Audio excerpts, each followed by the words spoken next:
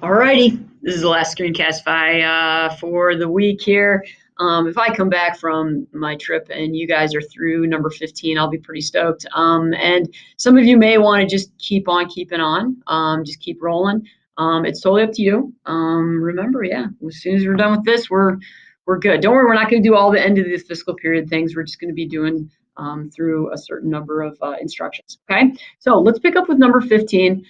We started looking at it, and then I was running out of time on my Screencastify, so I started a new one for us here. So we're going to work on completing job number 510 on February 3rd.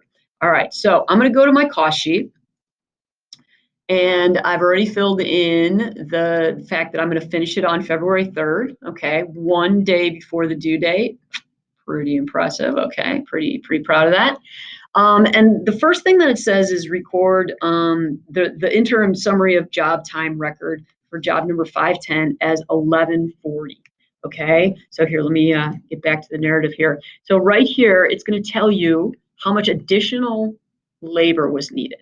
All right, this cost sheet is a little unique because we started it in January, and at the end of January, we recorded $41.60. So now on February 3rd, let's go ahead and record another 1140 in direct labor costs. Okay, and then we're just going to total that up. That is our total for direct labor. Okay. As far as materials go, it doesn't say that we have any additional materials. So we're ready to go ahead and start filling in our summary at this point. Okay, so there's 3 things in the summary. We've got direct materials, direct labor, and then factory overhead. However, we have to split it into January versus February factory overhead. So it's not too tough. So here's direct materials. Okay, I'm going to grab direct materials from over here. And then I'm going to go ahead and grab my direct labor, which I've already summed up. Then I'm going to take 90% of January's for factory overhead January and 90% of February's labor for factory overhead February. We have to keep this separate due to the fact that we do end of month reviews. Okay, so we have this set up for January. I already calculated 90% of 4160. Now let's do 90% of 1140. Okay, so let's add those numbers up. I think I have something in the, there we go. And that comes up to 49, 42, 48. That's how much it cost me to make 7,000 of these patriotic wonders. Okay, so our number of units finished is going to be 7,000. Okay, I know that from up here. Okay, and my cost per unit is going to be 71 cents.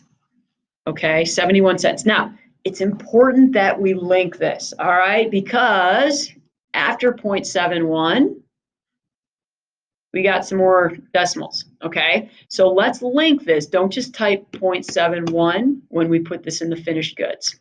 All right, so we're done with this cost sheet. Big excitement.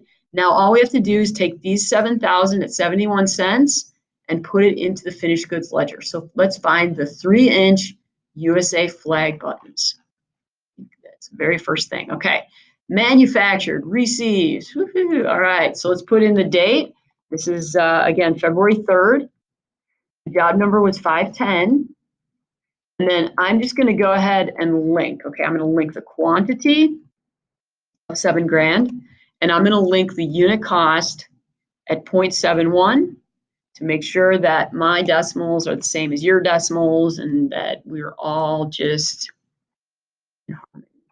okay. So if I was in class with you right now, I'd say, if we have more, do we add or subtract to the balance? And you'd be like, oh my goodness, that's such a stupid question. But seriously, make sure you remember, now we're adding, okay? These are received, they're not shipping out. So we're replenishing our stores here. And our quantities now, thank goodness, they're both at 71 cents. Okay, they're both at 71 cents. So I only need one line for the inventory. So I'm going to now have 7,000 plus 1925, and that's going to be at the 71 cents. Okay, Now, this isn't going to be perfect because this 71 cents has got different decimals than this 71 cents, but let's just round to the penny. Okay, so I think we'll all be fine. All right, so now my new balance for cost sheet 510 is done. I've got $6,301.66 versus worth of these USA flag buttons, and I'm done with instruction 15. Okay. All right. Well, hey, may the force be with you. Keep on rocking in the free world. Okay. If you get stuck on anything, just kind of mark it in your book or jot it down. Another thing that might be questionable for you guys, number 25 here, super simple. All you have to do is go into job cost sheet number 511 and put a line of direct labor 818 in, and then go to job 512 and put 690 in. Okay, so I'll show you that real quick here because I got a few moments until the buzzer goes off. So number 25, I'm going to go to job 511, and in the direct labor right here, I'll just add in February 5th, 818. Okay, and then I'll go down to 512, and on February 5th, I'll add 690. All right. Take care. I'll see you guys in a few days.